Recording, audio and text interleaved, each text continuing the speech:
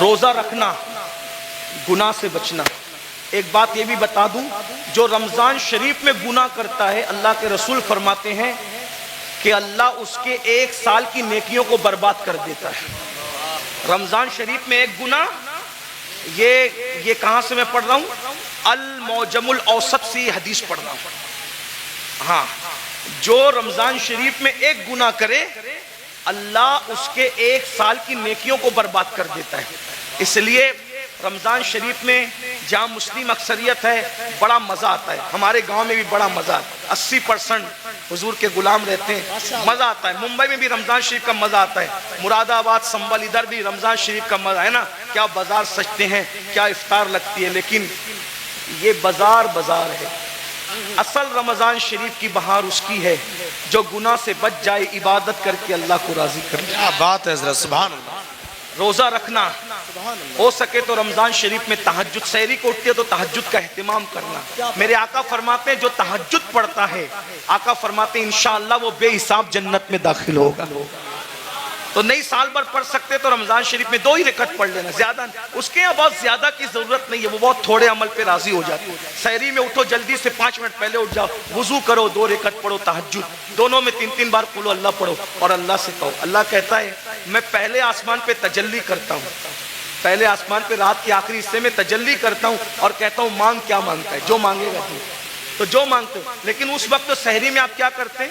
اس وقت بھی آپ لوگ اس وقت بھی آن لائن رہتے ہیں، ضرورت کے تحت رہتے ہو، اچھی بات ہے۔ اس وقت اللہ فرما رہا ہے مانگ میں دوں گا، آپ آن لائن ہو۔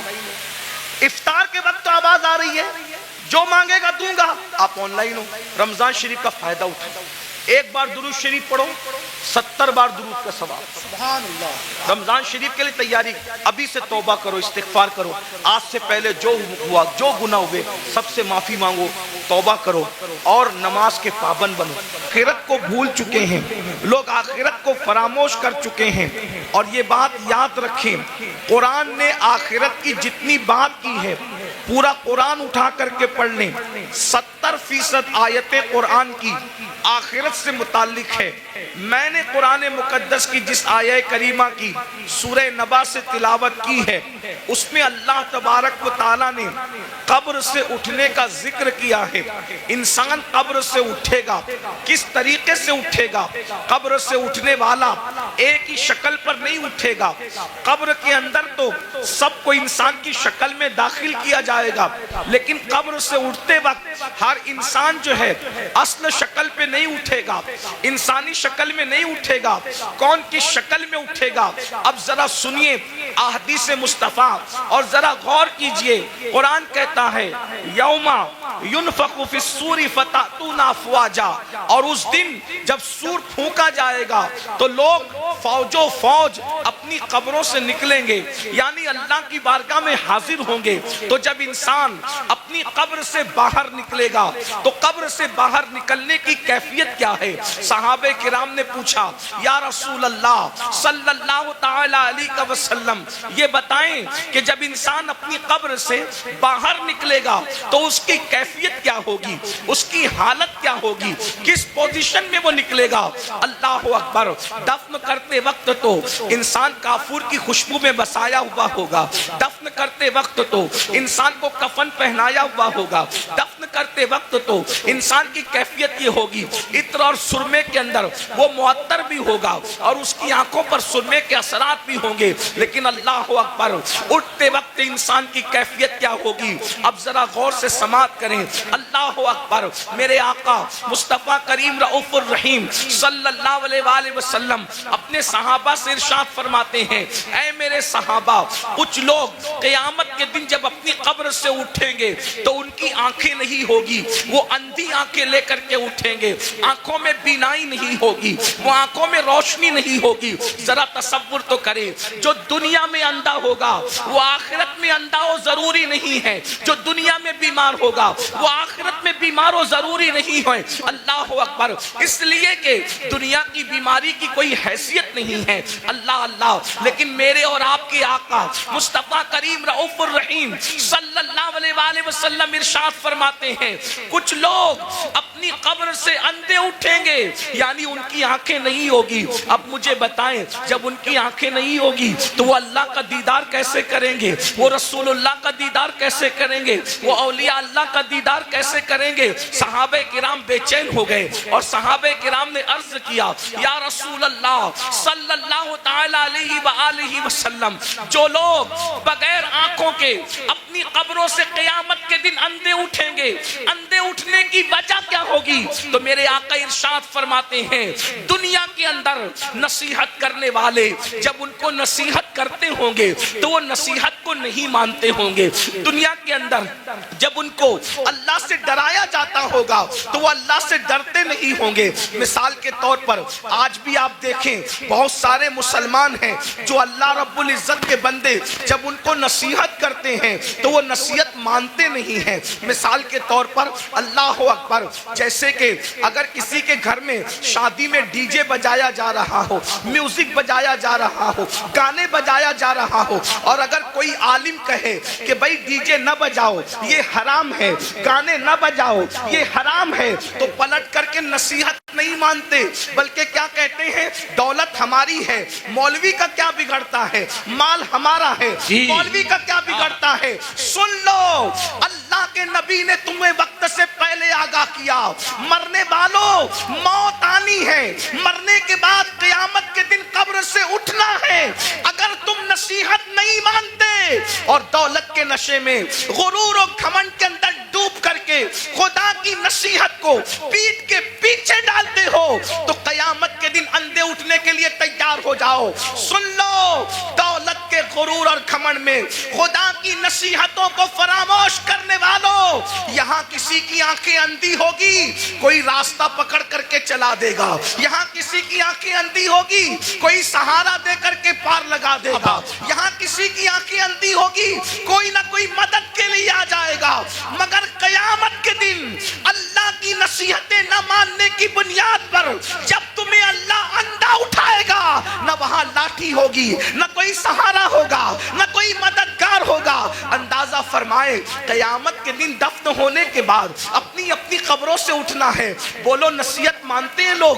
آج کل بہت سے لوگ نصیحت نہیں مانتے۔ اور ایک بات بتاؤں، نصیحت ماننا یہ بھی ایمان کی علامتوں میں سے ایک علامت ہے۔ نصیحت ماننا ایمان کی نشانیوں میں سے ایک نشانی ہے۔ قرآن کہتا ہے وَذَكِّرْ فَإِنَّ الذِّكْرَى تَنفَعُ الْمُؤْمِنِينَ، کہ نصیحت کرو کہ نصیحت مومنین کو فائدہ دیتی ہے۔ پتا چلا جو نصیحت قبول کرتے ہیں وہ مومن لوگ ہیں، اور جو نصیحت قبول نہیں کرتے وہ اپنے بارے میں خود سوچیں کہ وہ کیا ہیں۔ اس لیے نصیحت قبول کرو۔ آج نصیحت قبول نہیں کی جاتی۔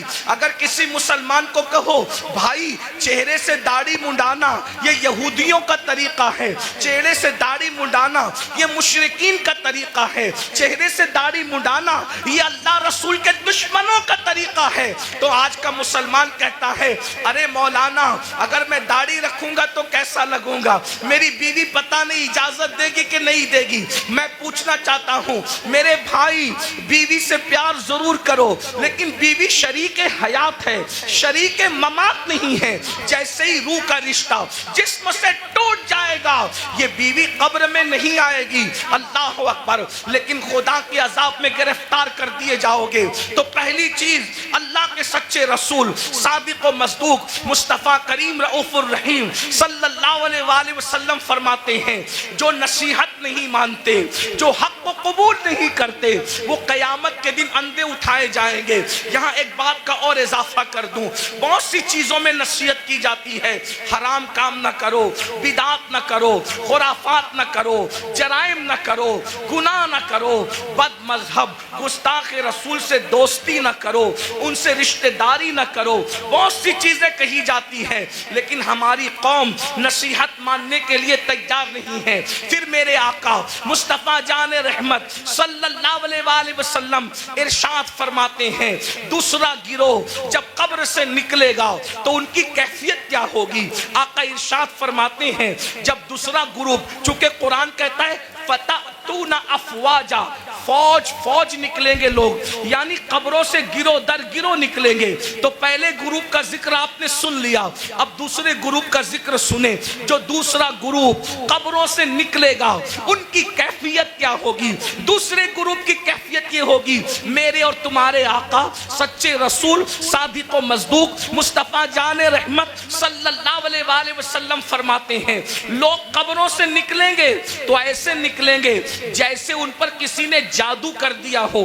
حالانکہ اس دن کون کس پہ جادو کرے گا؟ جیسے جادو جس پہ کیا جاتا ہے تو اس کا چہرہ کیسے بے رونق ہوتا ہے، سونا سونا ہوتا ہے، اس کے چہرے پر جو ہے حساسیت نہیں ہوتی، اس کا چہرہ جو ہے اللہ اکبر خوبصورت نہیں لگتا. بلکہ صرف سمجھانے کے لیے کہہ رہا ہوں، چہرہ منحوس سا لگتا ہے، ڈراؤنا سا لگتا ہے. آقا فرماتے ہیں کچھ لوگ اپنی قبروں سے اٹھیں گے، مفہوم کے طور پہ عرض کر رہا ہوں، تو ایسا لگے گا کہ جیسے ان پہ کسی نے جادو کیا، حالانکہ کسی نے جادو نہیں کیا ہوگا. ایسا لگے گا جیسے اس کو کسی آسیب نے چھو لیا، لیکن اس کو آسیب نے نہیں چھوا ہوگا. اللہ اکبر. آقا ارشاد فرماتے ہیں ان کے پیٹ مٹکوں کی طرح بڑے بڑے ہوں گے، کچھ کے پیٹ کمروں کی طرح بڑے بڑے ہوں گے. کچھ لوگوں کا حال یہ ہوگا وہ اٹھ کر کھڑے رہنے کی کوشش کریں گے تو گر جائیں گے. اللہ اکبر. ان کے پیر چھوٹے ہوں گے، ان کے ہاتھ چھوٹے ہوں گے، اور ان کے پیٹ مٹکوں کی طرح اور کمروں کی طرح بڑے بڑے ہوں گے. وہ چلنا چاہیں گے تو گر جائیں گے. اللہ اکبر. صحابہ کرام نے عرض کیا یا رسول اللہ صلی اللہ علیہ وآلہ وسلم وہ کون لوگ ہوں گے جن کی حالت یہ ہوگی؟ ایسا لگے گا کہ وہ نشے میں ہے، مگر وہ نشے میں نہیں ہوں گے. ایسا لگے گا وہ جادو کیے ہوئے ہیں، حالانکہ ان پہ جادو نہیں ہوگا.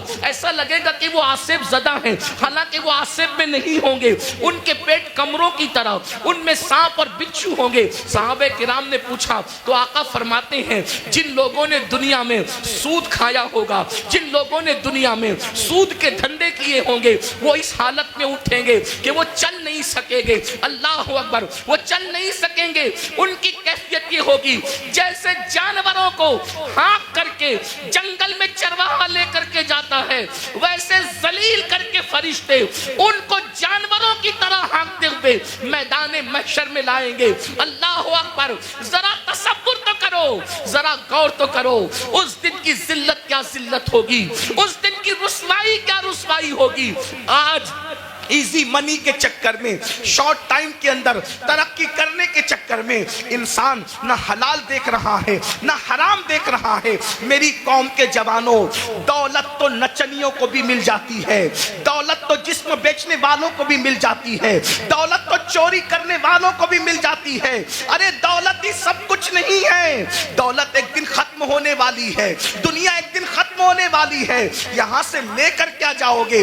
ارے حلال کمایا ہوا جب ساتھ نہیں لے جاؤ گے تو حرام کمایا ہوا کیا ساتھ لے کر کے جاؤ گے؟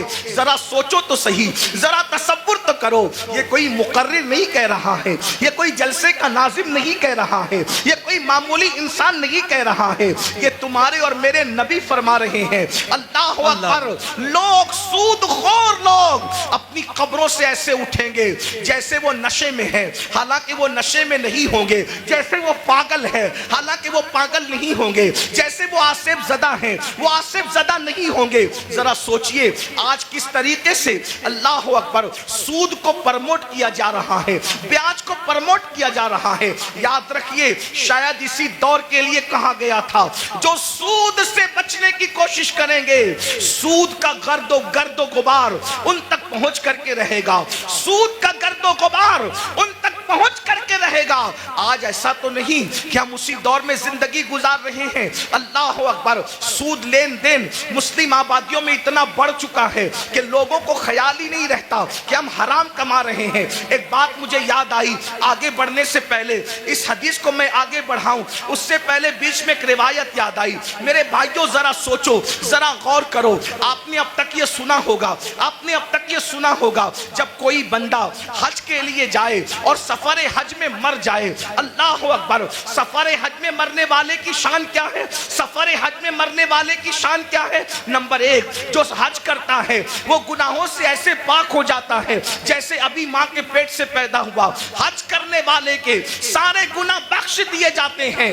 हत्ता के हाजी की शान ये है कि हाजी 700 ऐसे लोगों की बख्शिश करवाएगा जिन पर जहन्नम वाजिब हो चुका होगा। हाजी की शान ये है, अल्लाह अकबर। लेकिन कोई हाजी बने तो सही, हाजी सब कहलाते हैं।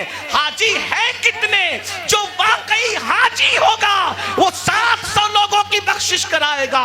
हाजी का टाइटल पाना आसान है, हाजी बन जाना आसान नहीं है। अल्लाह अकबर। सुनो सुनो, गौर से सुनो, अल्लाह के बंदो तवज्जो से सुनो, अल्लाह अकबर। हज करने वाले की मगफिरत हो जाती है, हज करने वाले की बख्शिश हो जाती है। हज करने वाला 700 लोगों की शफाअत करेगा, वो शफी बनेगा, उसकी शफाअत कबूल की जाएगी। अल्लाह अकबर। और अगर कोई खुशनसीब सफर हज में मर जाए, सफर हज में मर जाए, तो जब तक दुनिया कायम रहेगी, जब तक चांद सूरज निकलते रहेंगे, जब तक अरफात के मैदान में हज होता रहेगा, जो सफर हज में मर गया, कयामत तक हर साल अल्लाह उसको हज करने का सवाब अता फरमाएगा।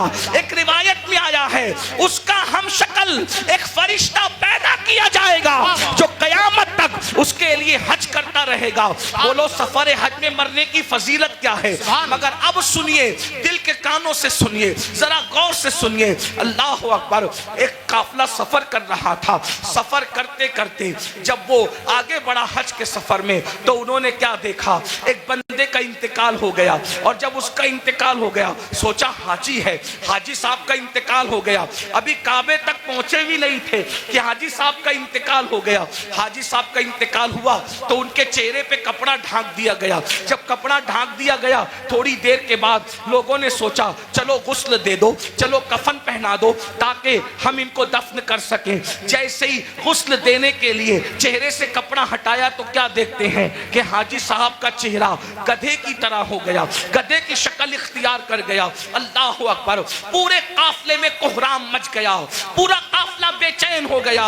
अरे सफर हज में मरना तो बड़ी सआदत की बात है, लेकिन सब रोने लगे, सब बेचैन होने लगे, दुआ करने लगे और दुआ करते थे, या अल्लाह तू किसी पे जुल्म तो नहीं करता, सफर हज में मरने वाला इसका चेहरा गधे की तरह हो गया। अल्लाह अकबर। तो किसी की आंख लगी तो ख्वाब में इरशाद फरमाया गया, तुम इसके गधे की तरह चेहरा होने पर अफसोस और ताज्जुब करते हो, ये नहीं पूछते कि इसका चेहरा सफर हज में भी आखिर गधे की तरह क्यों हो गया।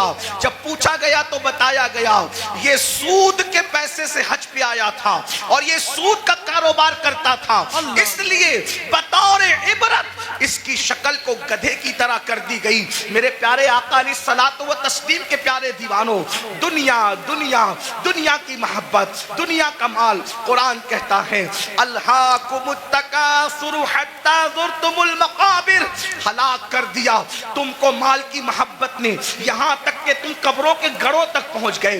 माल की मोहब्बत से निकलो। माल कमाना बुरा नहीं है, लेकिन माल की मोहब्बत में मजहब व मसलक का सौदा करना बुरा है, आखिरत को फरोख्त करना बुरा है। याद रखिए ये दुनिया है। एक बात मैं आपसे कहता हूं, आप बहुत अच्छे से सुन रहे हैं, 99% लोग अच्छे से सुन रहे हैं। 1% लोग अगर गड़बड़ कर रहे हैं, ये मैं उनके ईमान और अकीदे पे छोड़ता हूं, क्योंकि कुछ लोग ऐसे होते हैं जो अपने वजूद के होने की गवाही में चिल्लम चाट करते हैं, उन्हें करने दीजिए। मेरी तवज्जो 1% लोगों की तरफ नहीं, मेरी तवज्जो उन 99% खुशनसीबों की तरफ है जो अपनी आखिरत को बेहतर बनाने के लिए यहाँ बैठे हैं, जो अल्लाह की रजा के लिए यहाँ बैठे हैं। 1% लोगों में, चाहे जमीन पे बैठे लोग हों, चाहे मिंबर पे बैठे लोग हों, जो गड़बड़ करे उनको करने दीजिए। आप سنیے، اب اس 1% میں سے بھی 50% اس میں سے بھی ادھر آ گئے ہیں اور ماشاءاللہ سب سن رہے ہیں. آدھا % اس میں سے اب لوگ اگر کچھ ہیں ان کو کرنے دے وہ جو کر رہے ہیں. لیکن غور سے سنیے، ایک بات آپ سے کہتا ہوں، ہم جھوٹ بول کے مال کما لیں، ہم سود کے ذریعے مال کما لیں، ہم چوری کے ذریعے مال کما لیں، کسی ذریعے مال کما لیں، تھوڑا ذرا غور کیجئے. اگر ہم پیور حلال کے ذریعے بھی مال کمائیں تو مجھے بتائیے مال کس سے وفا کرتا ہے؟ جو ہم سے وفا کرے گا. ایک بات یاد رکھنا، مال ضرور کماؤ مگر مال کے چکر میں اللہ کو مت بھولو. یہی تو فرعونیت ہے. دیکھو مالدار فرعون بھی ہے، مالدار عثمان غنی بھی ہے، مالدار نمرود بھی ہے، مالدار سلیمان علیہ السلام بھی ہے، مالدار جو ہے وہ قارون بھی ہے اور مالدار ذوالقرنین بھی ہے. لیکن فرق کیا ہے؟ دونوں مالداروں کی مذمت نہیں ہے. سیدنا عثمان غنی کو مال کے بدلے میں جنت بیچی گئی ہے. اگر مال برا ہوتا تو عثمان غنی کی بھی برائی کی جاتی معاذ اللہ مال کی بنیاد پر. لیکن کوئی عثمان غنی کی برائی نہیں کرتا. اللہ اکبر. قارون کی برائی ہوتی ہے، عثمان کی برائی نہیں ہوتی. وجہ مال نے قارون کو اللہ کا باغی بنا دیا اور مال نے عثمان غنی کو جنتی بنا دیا. مال برا نہیں ہے، مال کا استعمال برا ہے. حکومت ملی نمرود بگڑ گیا، حکومت ملی سلیمان علیہ السلام کو حکومت نے نہیں بگاڑا، بلکہ جب بھی نعمت ملتی ہے تو سلیمان علیہ السلام کہتے ہیں کہ سبحان ربی العالی. نمرود کہتا ہے انا ربکم العالی اور سلیمان کہتے ہیں سبحان ربی العالی. مال برا نہیں ہے، مال کے چکر میں اللہ کو بھول جانا برا ہے. اب آپ سے پوچھتا ہوں کتنے ہی مالدار ہیں ہم؟ تھوڑا غور، منبر والے بھی غور. اور بھائی خاموشی اختیار کریں، ذرا خاموشی اختیار کریں. مال سب کو اللہ نے دیا، آپ کو بھی دیا، اور جن کو نہیں ملا میں دعا کرتا ہوں اللہ ان سب کو عطا کرے. آمین آمین. لیکن سنو، مال آپ نے کما لیا، بہت مال مل گیا. مال ملنے کے بعد آپ کو اللہ نہ کرے، 1000 بار نہ کرے، ڈاکٹر نے کہہ دیا کہ یہ سیریس ہے. کتنے بھی بیمار ہیں آپ، اللہ نہ کرے، اللہ آپ کو کبھی بیمار نہ کرے، سب کو صحت دے. لیکن ایک گراؤنڈ ریئلٹی ہوتی ہے نا کہ بیمار تو آدمی نے پڑنا ہی ہے. بڑے سے بڑا عالم ہو، خطیب ہو، سید صاحب ہو، پیر صاحب ہو، ڈاکٹر صاحب ہو، انجینئر صاحب ہو، وہ بیمار تو پڑنا ہی ہے. ڈاکٹر نے کہا یہ سیریس ہیں، ان کا معاملہ جو ہے تھوڑا سا نازک ہے. آپ مجھے بتائیں، آپ نے 5 کروڑ 10 کروڑ 20 کروڑ کا بنگلہ بنایا، لیکن جیسے ہی ڈاکٹر نے کہا سیریس ہے، بولو کہ آپ بنگلے میں رہیں گے؟ تھوڑا تصور کیجیے. دیکھیں جلسے جو ہے دینی جلسے، وہ بھیڑ اکٹھا کرنے کے لیے نہیں ہوتی. بھیڑ آتی ہم اس لیے خوش ہوتے ہیں کہ جتنے زیادہ لوگ تک پیغام پہنچے گا اتنا زیادہ فائدہ ہے. لیکن بھیڑ اکٹھا کرنے کے لیے سیاسی جلسے ہوتے ہیں، مذہبی نہیں ہوتے. اتنا یاد رکھیں. ہم 22,000 پر خوش ہونے والے لوگ نہیں ہیں، ہمیں تو 72 وفادار چاہیے. سبحان اللہ سبحان اللہ. واہ واہ واہ. کربلا میں ایک طرف 22,000 گنڈے تھے اور ایک طرف 72 وفادار. سبحان اللہ سبحان. 22,000 کا نام نہیں ملتا. توجہ، 22,000 کا نام نہیں ملتا اور 72 کا نام مٹتا نہیں.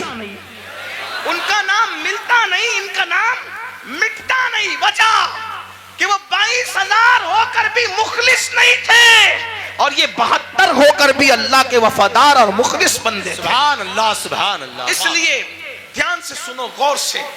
5 کروڑ کا بنگلہ 10 کروڑ بناؤ، ہم منع نہیں کرتے. ہمارا تصوف تو قادری تصوف ہے. اچھا کھاؤ، اچھا پہنو، اچھے عمل کرو، ہم منع نہیں کرتے. ہم دقیانوسی فکر کے لوگ نہیں ہیں.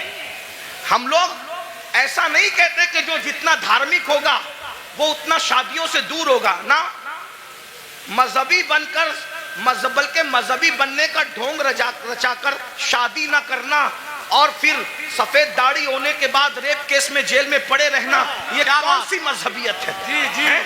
یہ کون سی مذہبیت؟ ہمارا مذہب تو یہ جب مذہب کی جان محمد الرسول اللہ نکاح کرتے ہیں تو نکاح کرنا یہ مذہب کے خلاف نہیں ہے، بلکہ نکاح کرنا یہ تو مذہب کا حصہ ہے۔ اللہ اللہ سبحان اللہ سبحان اللہ۔ اپنا مذہب اتنا عظیم مذہب ہے، انجوائے کے سارے رستے بتاتا ہے، بس یہ کہتا ہے حرام نہ کرنا۔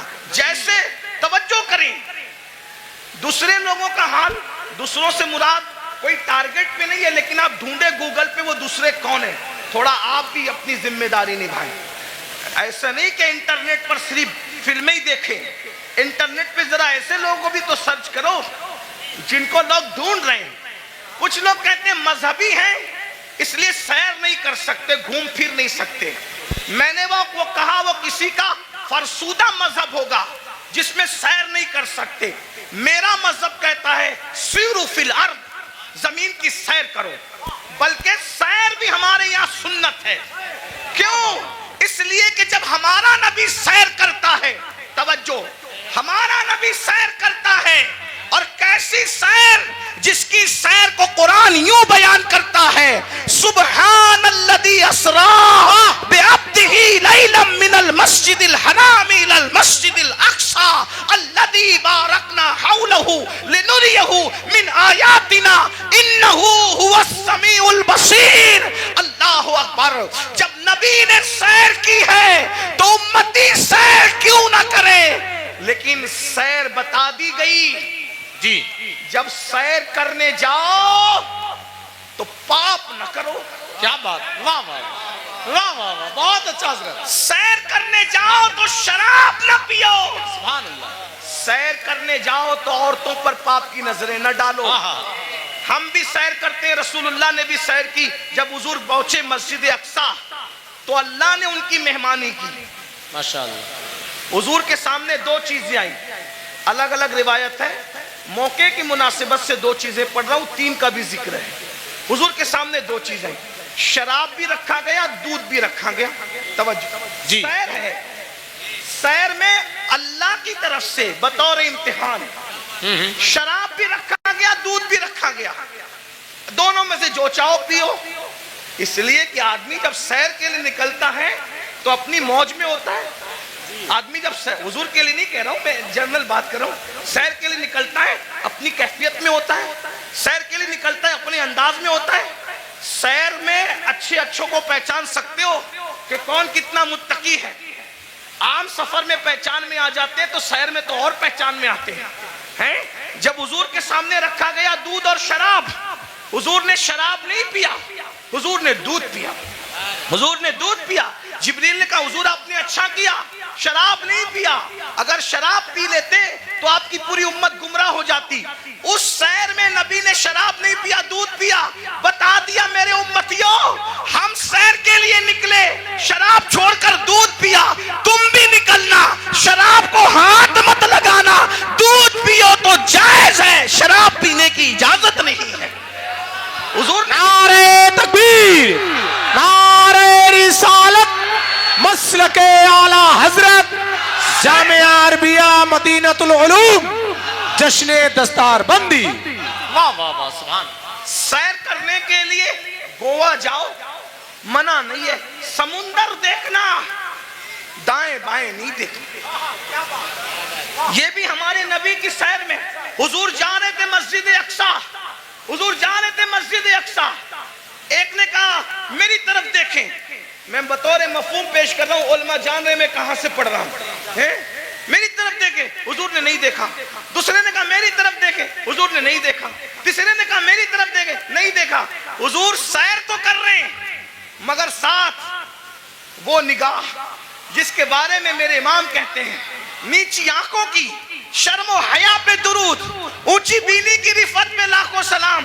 اللہ اکبر۔ تعلیم امت کے لیے سیر بھی ہو رہی ہے، نظر نہیں بھٹک رہی ہے، نظر اپنے مقصد پہ لگی ہوئی ہے۔ جب مسجد اقصی پہنچے تو جبریل نے کہا یا رسول اللہ آپ نے اچھا کیا، آپ نے اس بڈھی کو نہیں دیکھا، اس بڑھیا کو نہیں دیکھا۔ وہ بڑھیا جانتے جو بن سور کا سچ سور کی آئی تھی کون تھی؟ آپ نے نہیں دیکھا نا اس بڈھی کو؟ حضور نے میں نہیں دیکھا۔ اور وہ کون تھی؟ کون تھی؟ وہ دنیا تھی، دنیا۔ دنیا بڈھی ہو گئی ہے، بن سنور کر آئی ہے بڈھی، آپ نے نہیں دیکھا. اگر آپ اس کی طرف متوجہ ہوتے، اگر آپ اس کی طرف متوجہ ہوتے تو آپ کی امت دنیا دار ہو جاتی. پھر کسی نے کہا میری طرف دیکھیں، وہ یہودیوں کا دائی تھا، اگر آپ اس کی طرف دیکھتے آپ کی امت یہودی ہو جاتی. وہ عیسائیوں کا دائی تھا جس نے متوجہ کیا، آپ اس کی طرف متوجہ ہوتے آپ کی امت عیسائی ہو جاتی. وہ مجوسیوں کا دائی تھا، آپ اس کی طرف متوجہ ہوتے آپ کی امت آتش پرست ہو جاتی. لیکن آپ نے کسی کی طرف نہیں دیکھا. تو بھائیو، ہمارے مذہب میں سیر کرنا منع نہیں ہے، بلکہ سیر کے درمیان جو حرام کام کرتے ہو وہ منع ہے. گانے سنتے ہو وہ منع ہے، حرام کام کرتے ہو وہ منع ہے. اسلام کہتا ہے انجوائے کرو، حرام کام مت کرو. میں بار بار اس پہ کہہ چکا ہوں، عثمان غنی مالدار ہیں، اپنے مال کی بنیاد پہ 2 بار جنت خریدی، اور حضرت عثمان نے ایسی جنت خریدی کہ اللہ کے رسول نے یہاں تک کہہ دیا آج کے بعد عثمان کچھ بھی کر لے وہ جنت ہی میں داخل ہوگا. اللہ اللہ، سبحان اللہ، سبحان. یہ مال کی برکت ہے.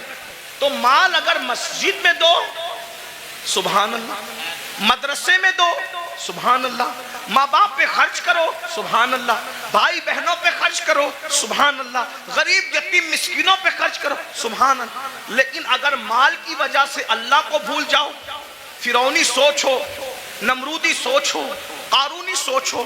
اب تھوڑا غور کرو، میں جو کہہ رہا تھا ماحول بن چکا، تھوڑا سن لے. اچھا ماحول بن گیا، تھوڑا سن لے، سننے کا ماحول بن گیا. ہاں، ایک تقریر کے بعد ہمارے بھائی حضرت علامہ زاہد حسین صاحب کہہ رہے تھے کہ تیرا ہی حوصلہ ہے کہ اتنی چیخ چلاٹ میں تو بولتا ہے. میں نے کہا میں کیا بولوں، اس لیے کہ میں تو ایک ہی کے لیے بولتا ہوں. مجمع سینکڑوں کا ہو، ہزاروں کا ہو، اور شکر کے طور پہ لاکھوں کے مجمع میں بھی میں نے بولا ہے، بولتا ہوں، لیکن بولتا ہوں ایک ہی کے لیے، بس ایک ہی کے لیے. تم کتنا ہی شور کر لو، اس ایک تک میری آواز پہنچنے سے کوئی نہیں روک سکتا. اور وہ ایک ہے میرا اللہ، اور وہ ایک ہے اس ایک کا ایک گنبد خضرا کا مکی.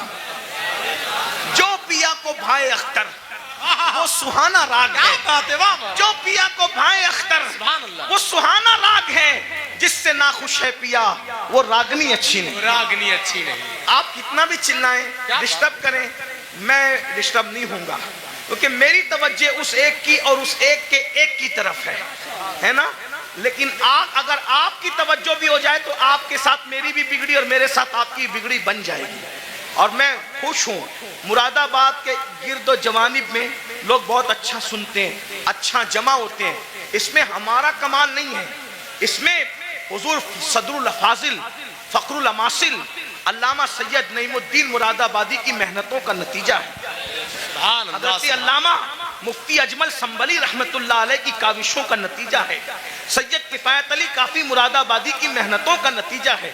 اسلاف نے محنت کی ہے، ان کے لگائے ہوئے پودوں کو ہم پانی دینے کے لیے آتے ہیں، اس سے زیادہ ہماری اوقات نہیں ہے. اگر اسلاف نے پودے نہ لگائے ہوتے تو ہم کبھی بھی ان پودوں کو پانی دینے کا شرف حاصل نہیں کرتے. اس لیے آئے ہو، سن لو، ہو سکتا ہے اس فقیر بے نوا کی آواز اللہ دل میں اتار دے تو تمہاری بھی بگڑی بن جائے، میری بھی بگڑی بن جائے. یہ مال مال مال مال مال مال مال میں ڈوبے ہو. تصور کرو 5 کروڑ کا بنگلہ ہو، 10 کروڑ کا بنگلہ ہو، کتنا بھی قیمتی پلنگ ہو، ساگوان کا بنا ہو، اس کا بنا، اس کا بنا، ڈاکٹر کہتے ہیں آپ سیریس ہے، آپ کی جان کو خطرہ ہے، صحیح کہنا، وہ بنگلہ چھوڑ کر ہاسپٹل میں آتے ہو کہ نہیں آتے ہے نا. دیکھو یہ اللہ کی آزمائش، امتحان ہے. اور وہ ہاسپٹل ہمارے لیے کرائے کا ہوتا ہے کہ نہیں؟ کرائے کا ہوتا ہے. بہت گھمنڈی آدمی ہے، تھوڑی سی دولت آ جاتی ہے پیر زمین پہ نہیں ٹکتی. دولت دینے والے خدا کو بھول جاتا ہے، عزت ملتی ہے اللہ کو بھول جاتا ہے، عزت دینے والے خدا کو بھول جاتا ہے. بھائیو سوچو نظر، میرے جوانوں سے خاص مخاطب ہوں. جوانوں سوچو، تم قوم کا مستقبل ہو، تم ہی ہماری قوم کا سرمایہ ہو. دولت کے نشے میں فرعونی سوچ مت پیدا ہونے دو. بیمار پڑو گے ہاسپٹل میں ایڈمٹ کیے جاؤ گے. نمبر 1 اللہ کا پہلا امتحان کرائے کی بیڈ پر آ کے پڑ گئے, جس کا کرایہ 5,000 ہے, 10,000 ہے, 25,000 ہے, کتنا بھی مہنگا کرایہ ہے, لیکن ہے وہ بیڈ کرائے کا. نمبر 1. نمبر 2 بنگلہ کتنا بھی بڑا ہے, لیکن پرائیویٹ روم ہاسپٹل کا 10x10 یا 20x20 سے زیادہ کا نہیں ہے. نمبر 3 کتنے بھی قیمتی کپڑے ہوں, کتنے بھی قیمتی کپڑے ہوں, سارے قیمتی کپڑے اتار لیے جاتے ہیں اور ہاسپٹل کے معمولی سے سستے کپڑے پہنا دیے جاتے ہیں. یہی ہے. اب اگر صحت حاصل کر کے گھر پہنچ گئے تو سبحان اللہ, ورنہ اگر مرے تو کن کپڑوں میں, کس پر گھمنڈ کر رہے ہو, کس پر اترا رہے ہو؟ یہی مال ہے نا جو مسجد میں جانے نہیں دیتا. دکان کا شٹر بند کر کے نماز کے لیے مسجد میں جاؤں گا تو کتنے کسٹمر چلے جائیں گے. ظالم سوچ یہ مال کی حیثیت. مال سے بڑا بے وفا کوئی ہے, مال سے بڑا غدار کوئی ہے, اور تو اس مال سے دل لگایا جو مال نے بیماری میں بھی تیرے کام نہ آیا. اس محل سے دل لگایا جس نے بیماری میں بھی تجھے گھر سے بے گھر کر دیا. ہاسپٹل کے کپڑوں میں تو مرا, ہاسپٹل کی 4 دیواری میں تو نے آخری سانسیں لی. یہ تیرے مال کی اوقات ہے؟ ارے کاش تو مال بھی کماتا, لیکن مال میں تو اللہ کو نہیں بھولتا, گھمنڈ نہیں کرتا.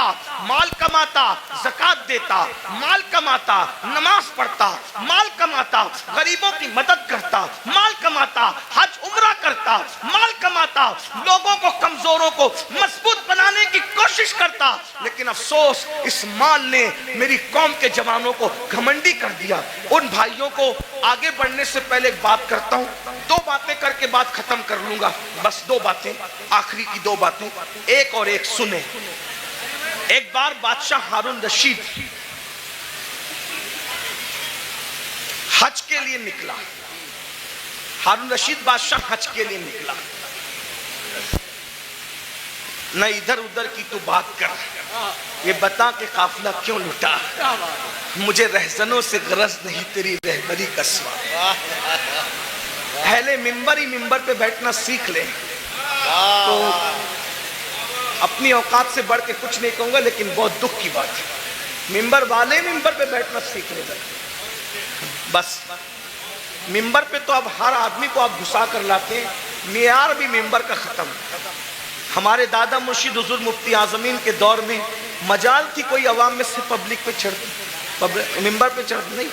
حضور مجاہد ملت کے دور میں مجال تھی, کوئی ممبر پہ نہیں. یہاں تو حال یہ ہے کہ بس کوئی معیار ہی نہیں. انا للہ اللہ رحم کرے. ایک اور ایک 2 بات سنے, بات ختم کرتا ہوں.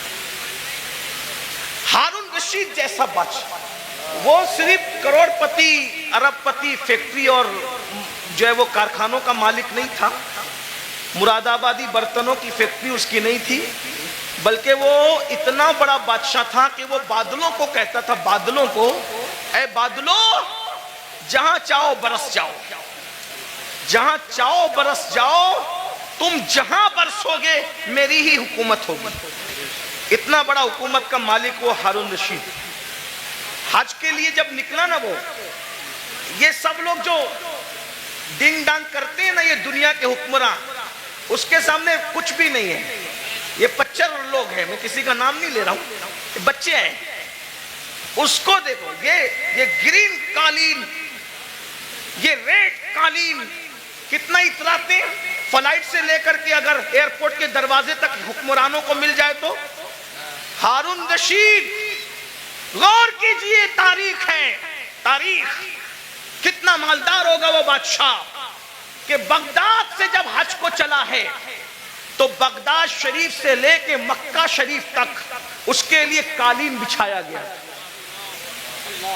غور کریں, اتنا مالدار آپ کے مراد آباد میں اپنے انڈیا میں کوئی نہیں ہوگا. انڈیا میں کیا, سعودی میں بھی کوئی نہیں ہوگا, برطانیہ اور امریکہ میں بھی کوئی نہیں ہوگا. آپ گھمنڈ مت کیجئے, ہم سے مالدار لوگ گزر چکے. اس کا حج کتنا کر و فر والا تھا, کتنا کر و فر والا تھا. میں ابھی آپ کو بہت کرنٹ لگنے والی گفتگو کروں گا، ہارون رشید کی بے ادبی نہیں کر رہا ہوں، لیکن عبرت کے لیے بتا رہا ہوں، توجہ کرنا۔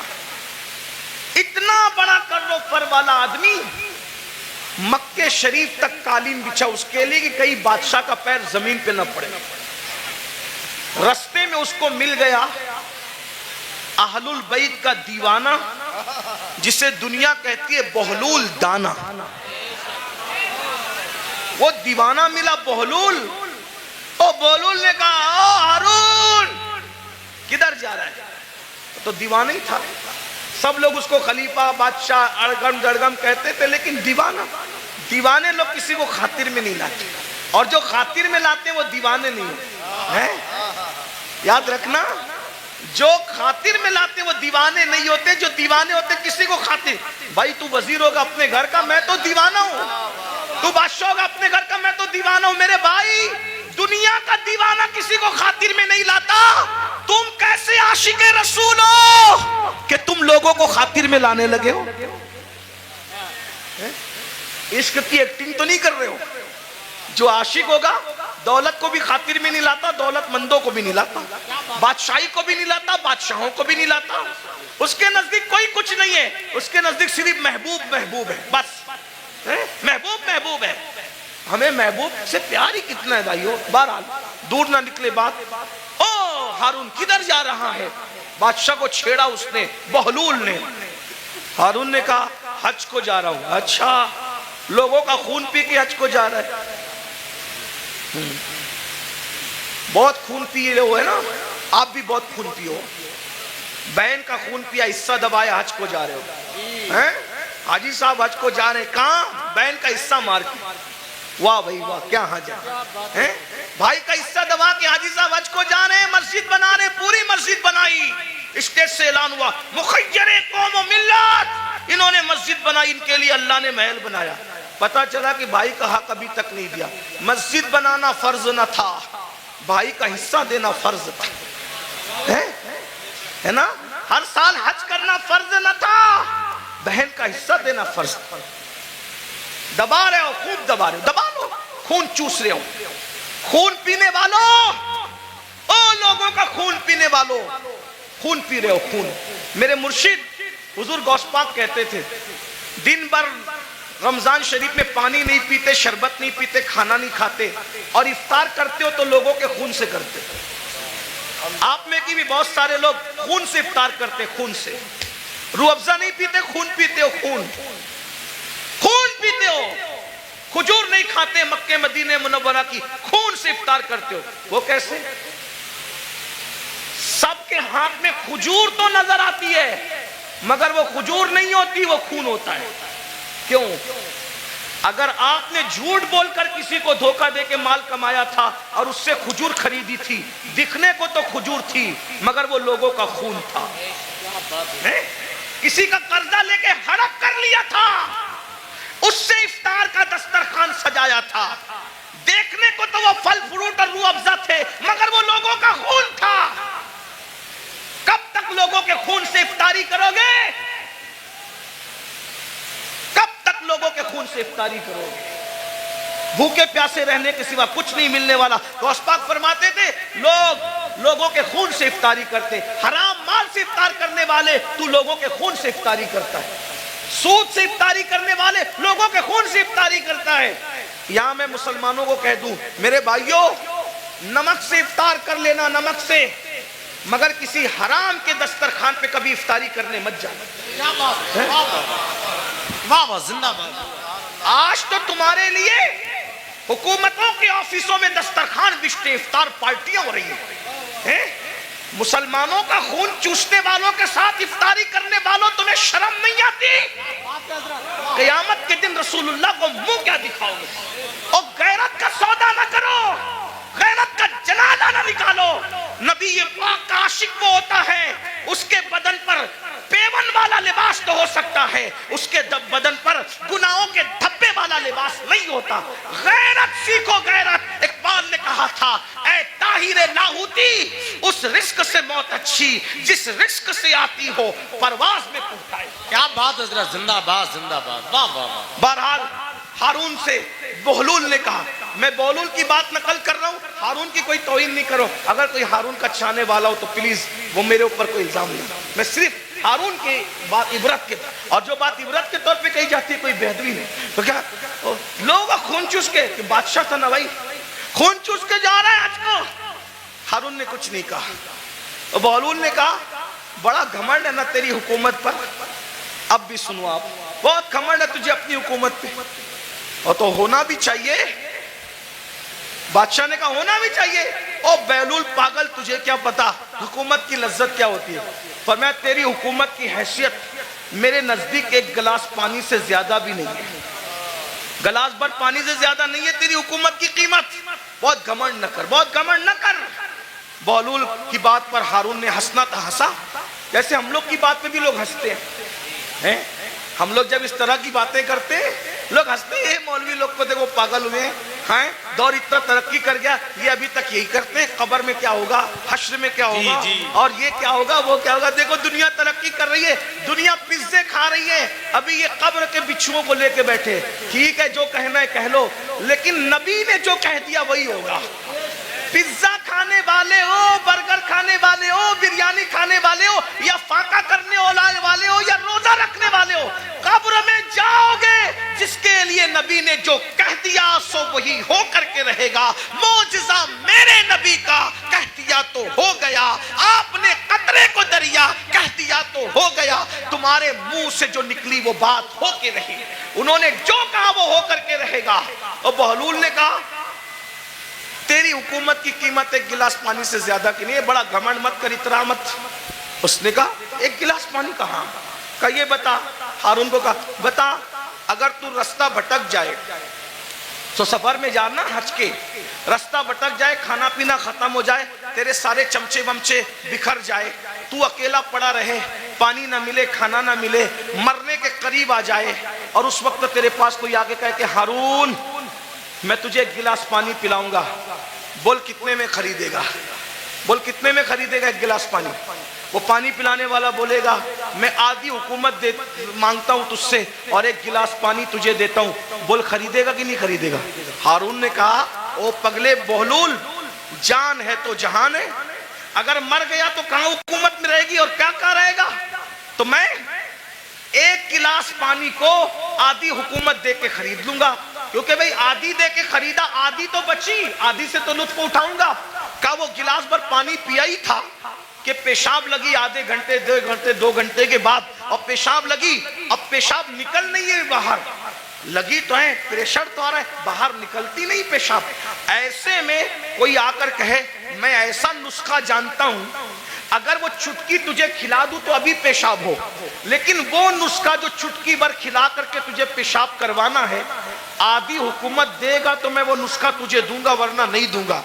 बोल पेशाब करने के लिए वो आधी हुकूमत दे के नुस्खा लेगा कि नहीं लेगा। कहा बिल्कुल लूंगा, क्योंकि जान है तो जान है, इसलिए कि हुकूमत ना रहेगी जिंदगी तो रहेगी। तो कहा अल्लाह से डर, जिस हुकूमत की कीमत एक गिलास पानी नहीं, उसको तू इतना चाहता है कि अल्लाह को भूल गया है।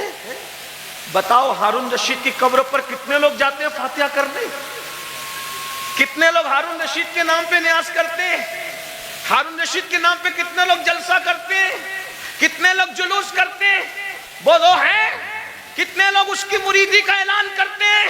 बादशाह था, बादशाह, इतना बड़ा बादशाह कि बादलों को कहता था जहां जाओगे जा करके बरस जाओ, मेरी हुकूमत होगी।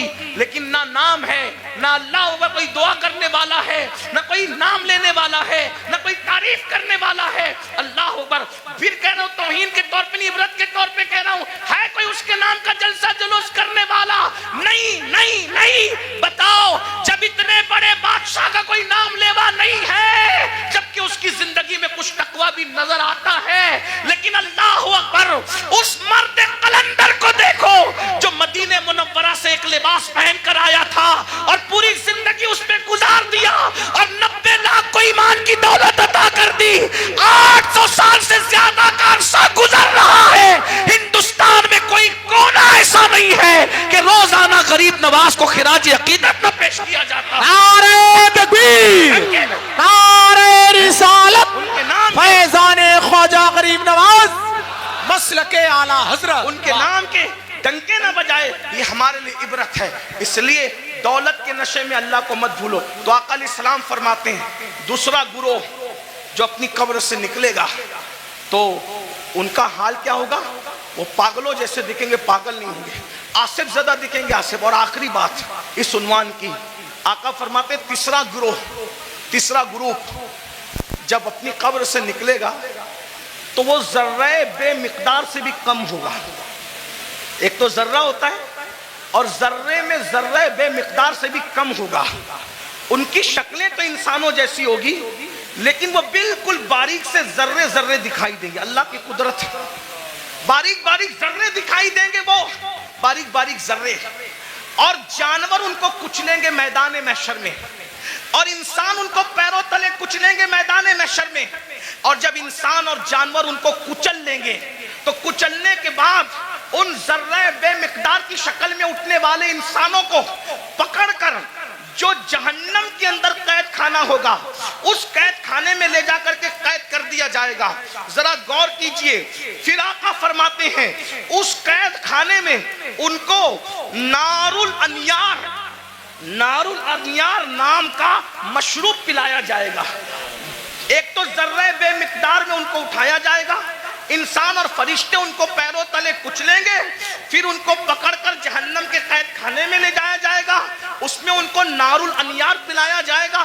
صحابہ نے پوچھا یا رسول اللہ یہ نار الانیار کیا ہے؟ تو آقا فرماتے ہیں یہ جہنمیوں کا کھولتا ہوا پیپ ہے جو ان کے جسم سے نکلے گا، اور جہنم کی سڑی ہوئی آگ ہے جو ان کی غذا بنے گی۔ صحابہ نے پوچھا آقا وہ ذرہ بے مقدار والے لوگ اور وہ جہنم کے اندر قیدی لوگ، نار الانیار پیپ پینے والے لوگ، جہنم کی سڑی ہوئی آگ کھلائی جانے والے لوگ وہ کون ہوں گے؟ تو آقا فرماتے ہیں وہ دنیا میں وہ لوگ ہوں گے جو گھمنڈ کرتے ہوں گے، تکبر کرتے ہوں گے، میں چودھری، چودھری کا بیٹا، میں مالدار، مالدار کا بیٹا، میں پڑھا لکھا، پڑھا لکھے کا بیٹا، علم پر گھمنڈ کرنے والے، عمل پہ گھمنڈ کرنے والے، نسب پہ گھمنڈ کرنے والے، تقوی پہ گھمنڈ کرنے والے، کسی قسم کا گھمنڈی ہوگا قیامت کے دن اس کو ذرہ بے مقدار میں اٹھایا جائے گا۔ اے میری جوانوں آپ سے پوچھتا ہوں یہ گھمنڈ ہی تو ہے جو آپ کو علماء کے قریب نہیں ہونے دیتا، یہ تکبر ہی تو ہے جو لوگوں کو آج دین سے قریب نہیں ہونے دیتا۔ تھوڑی سی دولت آ گئی غریب رشتہ داروں کو بھول گئے، گھمنڈ کر رہے ہیں، تھوڑی سی ڈگری آ گئی دینداروں کو حقیر سمجھ رہے ہیں۔ ابھی دیکھو یہ بچے جو حافظ قرآن ہوئے کوئی عزت نہیں ہمارے سماج میں، عالموں کی اور حفاظ کی کوئی عزت نہیں، جبکہ ہم ان کو کیا کہتے ہیں؟ نائب رسول۔ کاغذ پہ قرآن لکھ دیا جائے تو اس کو سر پہ رکھا جاتا ہے، اور سینوں پہ قرآن لکھ دیا جائے تو ان کو مسجد میں وہ لوگ آ کے بات سناتے ہیں گھر میں جس کی بیوی اس کی بات نہیں سنتی۔ کاغذ کا لکھا ہوا قرآن سر پہ ہے، سینوں پہ لکھے ہوئے قرآن کی کیا قدر کرتے؟ بھائیو قدر کرنا چاہیے۔ یہ جو بے قدری علماء کی کرتے ہو، بے قدری حفاظ کی کرتے ہو، دیندار طبقے آپ لوگ نہیں کرتے، آپ لوگ تو بہت محبت کرتے ہیں، لیکن انٹرنیٹ کے ذریعے سے آواز وہاں تک پہنچتی ہے جو گھروں میں بیٹھے ہیں جو ہمیں سننا نہیں چاہتے۔ انٹرنیٹ کے بہت سے نقصانات ہیں لیکن کچھ فائدے یہ بھی ہوئے کہ جو طبقہ ہم لوگوں کی آواز سے نفرت کرتا تھا وہ بھی کہیں نہ کہیں چپکے چپکے سننے لگا، اور کہیں نہ کہیں برف پگھلنے لگی۔ ہاں یہ ہو رہا ہے فائدہ، کچھ نقصان بھی ہوا۔ ہاں اسی لیے آپ سے کہتا ہوں انٹرنیٹ کے سامنے بیٹھتے ہو تو بڑے وقار سے بیٹھا کرو۔ آپ کے بیٹھنے سے کسی کو ہدایت بھی مل سکتی ہے اور منبر پہ لڑنے سے کسی کا ایمان بھی جا سکتا ہے، اس کا خیال رکھنا، اس لیے کہ آپ کو اپنے بیگانے سب دیکھیں۔ آپ کی چھوٹی سی منبر پر کی ہوئی جھڑپ کسی ایماندار کو کفر تک لے جا سکتی ہے، اتنا یاد رکھیں۔ اس لیے ذرا ہوش سے منبر پہ کوئی لڑنے آئے تو اس سے ہاتھ جوڑ کے کہو میں ہار گیا تو جیت گیا، اس لیے کہ میں ہارا ہوا کہلاؤں گا چلے گا، لیکن میری وجہ سے کوئی میرے مسلک اور مذہب سے بیزار ہو کر کے کفر کی طرف جائے مجھے یہ گوارا نہیں۔ اس کا خیال رکھا جائے، بہت ہمیں خیال کرنا ہوگا، کیونکہ ہمیں لوگ دیکھتی ہیں، دو آنکھیں دیکھتی ہے تو لوگ اتنا محتاط ہوتے ہیں، یہ ہزاروں آنکھیں دیکھتی ہیں۔ یہ انٹرنیٹ کی جو ہے وہ نحوست یا جو ہے وہ نفاست کچھ کم نہیں ہے، اس کی نوست بھی بری ہے، اس کی نفاست بھی بڑی ہے، لیکن اتنا یاد رکھیں یہ دو آنکھیں نہیں دیکھتی انٹرنیٹ پہ بیٹھنے والوں کو، کروڑوں آنکھیں دیکھتی ہیں، اور آپ ان کا تصور نہیں کر سکتے کہ کون کون دیکھتا ہے۔ اس لیے منبر پر ہم خدا کے لیے 2 گھنٹے ہی صحیح اس طرح بیٹھیں کہ ہمارے بیٹھنے کو دیکھ کر لوگ مجبور ہو کے کہیں جب یہ اس طرح بیٹھتا ہے تو غریب نواز کیسے بیٹھتے ہیں، یہ اس طرح بیٹھتا ہے تو غوث اعظم کیسے بیٹھتے ہیں، یہ اس طرح بیٹھتا ہے تو امام اہل سنت کیسے بیٹھتے ہیں۔ یہ ہمارا انداز ہونا چاہیے، اللہ کرے ہمیں توفیق ملے۔ لیکن غرور اور گھمنڈ کا کیا کیا جائے؟ آج ہمارا جوان طبقہ، نئی نسل علماء کا مذاق اڑا رہی ہے، حفاظ کی عزت نہیں کر رہی ہے۔ میرے جوانوں، اگر دولت کے نشے میں گھمنڈ کیا، حسن کے نشے میں گھمنڈ کیا، کسی بھی قسم کا تکبر کیا، تو اللہ کے رسول فرما رہے قبر سے ذرہ بے مقدار کی شکل میں اٹھو گے، بے مقدار، اور پورا میدان محشر تمہیں پیروں تلے کچلے گا، جہنم کی قید میں ڈالے جاؤ گے، نار الانیار جہنم کا پیپ کھولتا ہوا پلایا جائے گا، جہنم کی سڑی ہوئی آگ کھلائی جائے گی۔ اس لیے خدا کے لیے گھمنڈ چھوڑ دو، تکبر چھوڑ دو، اور سوچو میں انسان ہوں اور صرف انسان، میں انسان ہوں اور صرف انسان ہوں، اور انسان کیا ہے؟ من نطفہ، انسان کو اللہ نے ناپاک قطرے سے پیدا کیا، انسان کو اللہ نے سڑی ہوئی مٹی سے پیدا کیا۔ میرے بھائی، سڑی ہوئی مٹی اور ناپاک قطرے سے تو پیدا ہوا ہے، اگر عبادت کر کے تو اللہ کو منا لے تو تو فرشتوں سے بہتر ہے، اور اگر تو اللہ کو راضی نہ کر سکا تو پھر معاذ اللہ تو جانوروں سے بھی بدتر ہے۔ جو آخری بات کہنے کے لیے کہا تھا وہ آخری بات یہ ہے، امام غزالی کے استاد تھے، امام غزالی کے استاد، غزالی جیسی ہستی جس نے 500 سے زائد اس دور میں کتاب لکھی، آج سے 900 سال پہلے، اور ان کی کتابیں آج بھی دنیا میں موجود ہیں۔ تو امام غزالی کے استاد تھے، ان کے سامنے ایک نوجوان چھوکرا لڑکا اکڑ کے چل رہا تھا۔ قرآن کہتا ہے وَلَا تَمْشِي فِي الْأَرْضِ مَرْحًا، زمین پہ اکڑ کے مت چلو، اکڑ کے مت چلو۔ آج کل کے لڑکے بائک پہ بیٹھتے ہیں، تھوڑا جم ویم کر کے بازو بنا لیے ہیں، تو وہ بازوؤں پر پھول پتیاں پتہ نہیں کیا کیا بنا لیتے ہیں، یہ حرام ہے، حرام۔ اللہ کے رسول علیہ السلام نے فرمایا گوندنے والوں پر اور گندوانے والوں پر، دونوں پر اللہ کی لعنت۔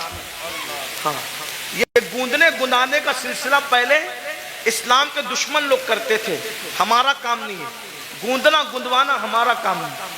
ہمارے بازوؤں پر نشان نہیں ہوتے، ہمارے چہروں پر سجدوں کے نشان ہوتے ہیں، اور وہ بھی کالے نشان نہیں، انوار کے نشان ہوتے ہیں، چمک ہوتی ہے۔ سیماہم فی وجوہہم من اثر السجود، چہرے چمکتے ہیں۔ جم کرو، مضبوط بنو، طاقتور بنو۔ میں تو کہتا ہوں ہمارا مذہب طاقتور لوگوں کا مذہب، ہمارے کمزور لوگ ہیں ہی نہیں، ہمارا اللہ بھی طاقت والا، لا حول ولا قوت الا باللہ، ہمارا اللہ طاقت والا، ہمارے رسول طاقت والے۔ ایک شخص نے مجھ سے ٹرین میں کہا کہ میرے فلاں نے ہمالیہ اٹھایا، میں نے کہا اچھی بات ہے، لیکن میں متاثر نہیں۔ کہا کیوں؟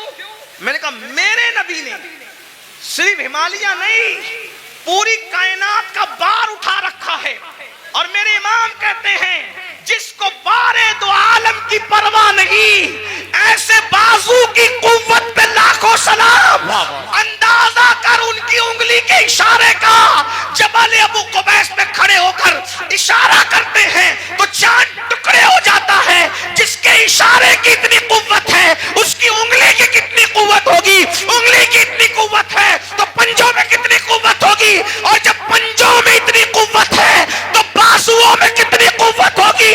اور جب بازو کی قوت یہ ہے تو سینے میں کتنی قوت ہوگی؟ ان کے سینے کی قوت کو قرآن بیان کرتا ہے، لو انزلنا ھذا القرآن علی جبل لرأیت خاشعا متصدعا من خشیۃ اللہ۔ جس پہاڑ نے قرآن کا بار نہ اٹھایا، مصطفیٰ کے سینے نے قرآن کا بار اٹھا لیا۔ واہ واہ واہ، سبحان اللہ، سبحان اللہ۔ ہمارے یہاں تو سبھی طاقتور ہے، غوث پاک طاقتور، غریب نواز۔ جم کرو، طاقتور بنو، مگر کسی کی گردن دبانے کے لیے نہیں۔ رات رات بھر مصلی پہ کھڑے ہونے کے لیے، کسی پہ ظلم کرنے کے لیے نہیں، مظلوم کی مدد کرنے کے لیے، کسی کو ڈرانے کے لیے نہیں، ڈرانے والوں کو سمجھانے کے لیے طاقتور بنا۔ ہمارے مولا علی تو اتنے طاقتور تھے، ہمارے مولا علی اتنے، مولا علی کا ذکر کرو تو کچھ لوگ جلتے ہیں کیونکہ ان کی طاقت ان کو برداشت نہیں ہوتی۔ ہمارے مولا علی بہت طاقتور تھے، ہمارے مولا علی بہت طاقتور تھے، الحمدللہ۔ ہمارے صدیق بھی بہت طاقتور تھے، افضل البشر بعد الانبیاء بالتحقیق، ہمارے صدیق اکبر بھی اتنے طاقتور تھے۔ جب بدر میں رسول اللہ کی کوئی حفاظت کے لیے نہ آیا تو صدیق اکبر نے کہا میں حضور کو پہرا دوں گا، اللہ کی امانت کی حفاظت میں کروں گا۔ صدیق طاقتور، فاروق اعظم طاقت، عثمان غنی، مولا علی سب طاقت۔ اور مولا علی کیسے طاقتور، سن لو، غور سے سنو۔ ایک دن مولا علی کی ڈھال گرا دی۔ کیا گرا دی؟ بات سمجھ میں آ رہی ہے؟ کیا گرائی؟ ڈھال۔ ڈھال کس کو کہتے ہیں؟ اب تو سیریل دیکھ کے آپ لوگ ہم سے زیادہ سمجھ گئے کہ ڈھال، پہلے سمجھانا پڑتا تھا، ابھی نہیں، اب سب کو پتا ہے ڈھال کیا ہے، تلوار کیا ہے، اور میمنہ کیا ہے، مسرہ کیا ہے، قلب کیا ہے، مقدمت الجیش کیا ہے، سب سیکھ لیا ہے۔ چلو کچھ تو سیکھا، ہم سے نہ سیکھا، کسی سے تو سیکھا، لیکن بہرحال ڈھال، ڈھال سمجھتے ہیں نا، جس پہ وار روکا جاتا ہے۔ مرحب نے میرے مولا کی ڈھال پہ وار کیا اور ڈھال دو ٹکڑے کر دے۔ میرے مولا کو آیا غصہ، اور تو نے میری ڈھال کاٹی اور ڈھال توڑی، اب میں تجھے سزا کیا دیتا ہوں؟ میری ڈھال کاٹ کے یہ نہ سمجھنا کہ میں پلٹ کر جاؤں گا، کیونکہ علی کہتے ہی اس کو ہے جو پلٹ کر نہ جائے۔ علی کا نام تھا حیدر کرار، پلٹ کر بھاگنے والا نہیں، پلٹ کر حملہ کرنے والا۔ اب علی اگر سپر لینے کے لیے، ڈھال لینے کے لیے پلٹ کر جاتا تو دشمن کہتا ارے کبھی تو پلٹ کر بھاگے تھے، لیکن علی نے کہا پلٹ کر نہیں جاؤں گا، بلکہ مولا نے کہا تو نے میری ڈھال توڑی، اب میں کس کو ڈھال بناتا ہوں دیکھ۔ آگے بڑھے اور خیبر کا دروازہ اکھاڑ کر علی نے اسی کو ڈھال بنا لیا اور اسی کو لے کے جنگ کرتے رہے۔ اور جب اس کو اٹھا کر کے پھینکا ہے تو علی کا پھینکا ہوا دروازہ 70 لوگ مل کر بھی اپنی جگہ سے اٹھا نہ سکے۔ نعرہ تکبیر، نعرہ رسالت، نعرہ حیدری۔ کبھی دیوار ہلتی ہے، کبھی در کانپ جاتا ہے، علی کا نام سن کر اب بھی خیبر۔ ہم علی والے ہیں، لیکن وہ علی والے ہیں جو صدیق کو افضل البشر مانتے ہیں۔ ہم وہ علی والے ہیں جو فاروق اعظم کو عادلوں کا سردار مانتے ہیں۔ ہم وہ علی والے ہیں جو عثمان کو ایک نور والا نہیں بلکہ 2 نور والا ذوالنورین مانتے ہیں۔ ہم وہ علی والے، الحمدللہ۔ اور وہی سچے علی والے ہیں جو علی کو بھی مانتے ہیں اور مولا علی کی بھی مانتے ہیں۔ تو آخری بات جو کہنے چلا تھا، کیا وہ نوجوان پہلوان تھا، بازو موٹے موٹے تھے، گھمنڈ میں اترا کے چل رہا تھا۔ اللہ کو اترا کے چلنا پسند نہیں، اترا کے چل رہا تھا۔ امام غزالی کے استاد نے کہا اے لڑکے اترا کر گھمنڈ سے مت چل۔ اس نے پلٹ کر نصیحت نہیں مانی اور حضرت کو کہا آپ مجھے جانتے ہیں میں کون ہوں؟ آپ مجھے جانتے ہیں میں کون ہوں؟ امام غزالی کے استاد نے کہا بیٹا اچھی طرح جانتا ہوں کون ہوں۔ کہا کون ہوں میں؟ فرمایا تیری ابتدا پانی کا ناپاک قطرہ ہے اور تیری انتہا قبر کی سڑی ہوئی مٹی ہے، اس سے زیادہ تیری کوئی اوقات نہیں ہے۔ بس میری بھی گزارش یہی ہے، ہم پانی کے ناپاک قطرے سے پیدا ہوئے، اتنا ناپاک، اتنا ناپاک، اتنا ناپاک، زبان حیا اجازت نہیں دیتی کتنا ناپاک، لیکن ایک جملہ حیا کے پردے میں سن لے، اتنا ناپاک ہے کہ باہر نکل آئے تو غسل فرض کر دے، اتنا ناپاک۔ اور قبر کی وہ سڑی ہوئی مٹی جس میں کیڑے مکوڑے ہیں، یہ ہمارا حال ہے۔ اگر اللہ ناراض ہے تو یہ حال ہے، اور اگر اللہ کو منا لیا تو پھر کوئی سڑی ہوئی مٹی نہیں ہے، کوئی سڑی ہوئی، اگر اللہ کو منا لیا تو مٹی نہیں، سڑی ہوئی نہیں، بلکہ انشاءاللہ کفن کو بھی مٹی کا دھبا نہ لگ سکے گا۔ اگر خدا کو منا لیا